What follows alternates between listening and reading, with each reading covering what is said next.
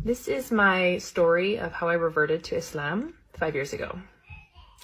The reason why I wanted to post this was in hopes that many of you who are reading Quran or maybe looking for a little bit of, excuse my son in the background, looking for a little bit of encouragement, or maybe just me telling my story and some of my thought processes at the time will help you maybe elucidate for you that you're on the right path, even if you're unsure. I want to preface by saying that, and I want to say this with as much humility as possible, that growing up, Allah protected me. I had so much of Islam in my heart from when I was born, and it was unlike anything I saw around me growing up. I saw a lot of people who went to Catholic school and stuff like that. I grew up in the middle of nowhere, Wisconsin, in the United States. And I lived in a place where alcohol was rampant. The Western world's dunya is just so dunyaing. And long story short, a lot of the people that live in that area don't really leave that area. Environment is one of the biggest factors that contributes to the outcome of your life. And I still didn't end up living there. And once I actually started learning about Islam, years later, there really wasn't anything, mashallah, there wasn't anything that surprised me. I just felt like I already knew everything. Subhanallah. So from then to now, there's been some tests, there's been some trials, and there's been signs that I would become a Muslim. And I'm grateful to be talking about it now. I'm 29. I have 2 kids.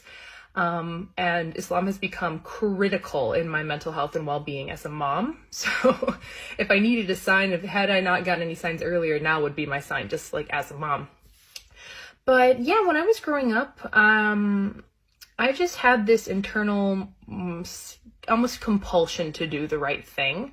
Not everything, but a lot of stuff that's just hard for people with addictions and I don't know, things that bog people down, save for materialism. We're still working on that one. But drugs, alcohol, just some people's nafs, their egos run away really easily into the temptations of the world, as one might say. But I just felt like I was looking at everybody I almost felt like alien because none of it made any sense whatsoever. And I just almost didn't understand. I couldn't empathize with alcoholism or anything like that. I was like, just don't do it. It's so bad for you. It doesn't make you feel good. That was my kind of personality. I wasn't super preachy about it. I didn't want to proselytize just common morality to people. God, I feel like I sound so pretentious talking about this, but that's how it was. Okay, that's just how it was. Now flash forward to college. I'm taking courses in Scandinavian studies and film in Wisconsin, and I pick up the Swedish language, right? I was super fixated on Scandinavia also from when I was 16. And as I was learning Swedish, I was like, wow, I'm just I was really high on myself. I was like, I'm learning this language really quickly. I was decently fluent for never having gone to another country. So I just had the brain for languages. So I got a little cocky and I was like, you know what? Let's just take Arabic. Let's do it. It's so different.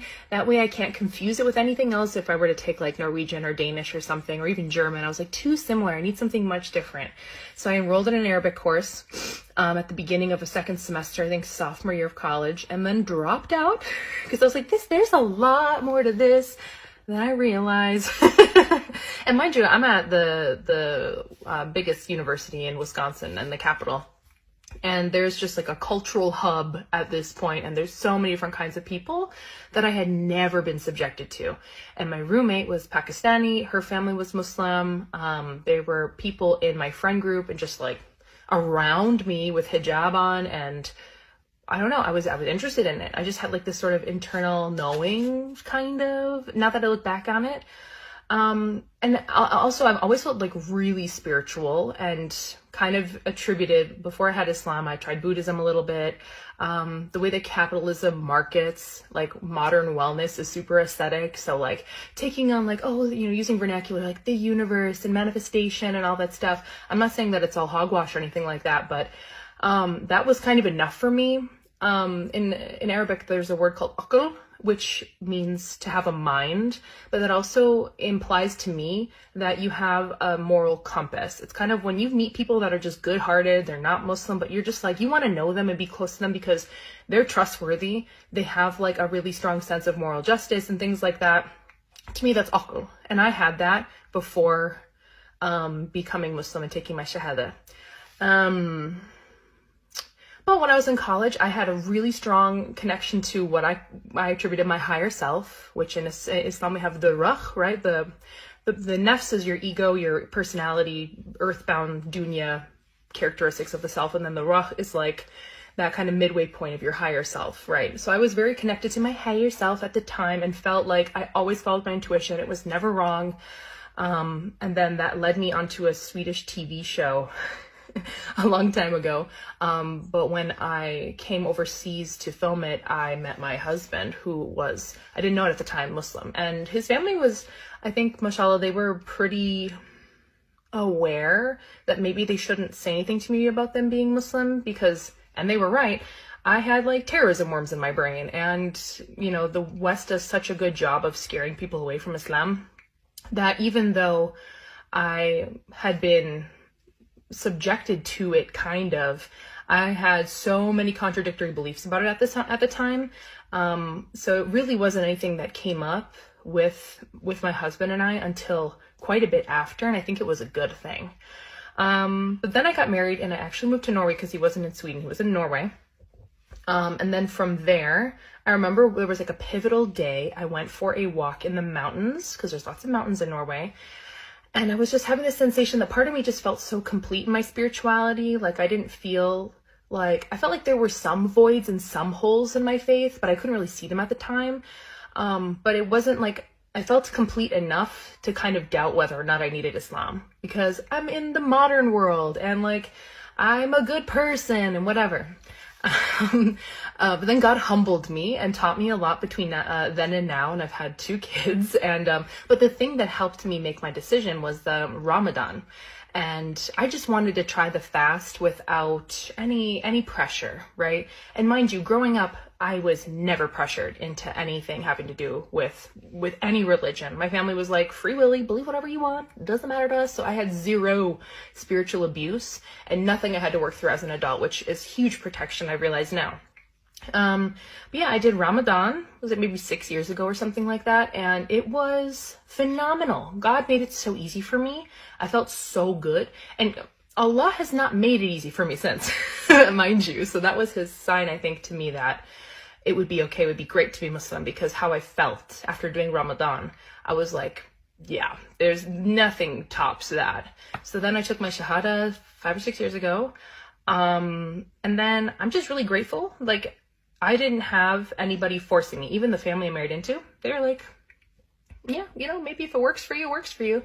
But there wasn't anybody telling me that I had to. Nobody ever told me anything. So my relationship between Allah has always been between me and Allah and nobody else. There's been no interference, save for actually when I went on YouTube. As some of you might recognize me, I started making content almost as soon as I became Muslim, around the time I was learning about it. But then I realized that there's this thing that's really important in Islam. It's called humility. And I was very naive compared to how I am now. And suddenly I had all this external attention and people supporting me kind of, but also my nafs was like latching onto that external validation and was pulling me further away from my faith. And I was like, no. So I got offline and I was like, let's go figure out how to be stronger in my deen. And I just waited for Allah to give me a sign to want to ever talk about it again.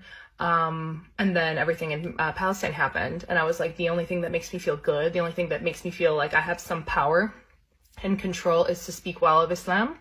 And sucks to say, but when you can see somebody who looks like me talk about Islam, part of it's a little bit like your audience is like, dance, monkey dance, say mashallah. But on the other side, there are people who look like me who are finally learning about Islam. And they need to hear somebody that looks like me talk about it. And that's why I want to make this video today. So that's the very abridged version to my becoming Muslim. When you give dawah to non-Muslims, begin with kindness and a gentle tone. People listen more openly when they feel respected and valued. Share the message of Islam in a simple and peaceful way, without pressure or arguments. A calm approach makes the heart more willing to receive the truth. Show Islam through your actions every day. Be honest, patient, and helpful in all situations. Good character is one of the strongest forms of dawah, because when people see your manners, they become curious about the faith that shaped you. Many people accept Islam not because of debates, but because they meet a Muslim with beautiful character. When they ask questions, answer with wisdom, clarity, and patience. Some may have misunderstandings or confusion, so your gentle explanation can remove doubts and bring them closer to understanding. A soft response creates a bridge, while a harsh one can close the door. Above all, remember that guidance comes from Allah alone. Your duty is to convey the message with kindness and sincerity. Be nice to them, treat them fairly, and show them the true beauty of Islam. Through your good character, they might one day accept Islam, and Allah will reward you for every effort you make.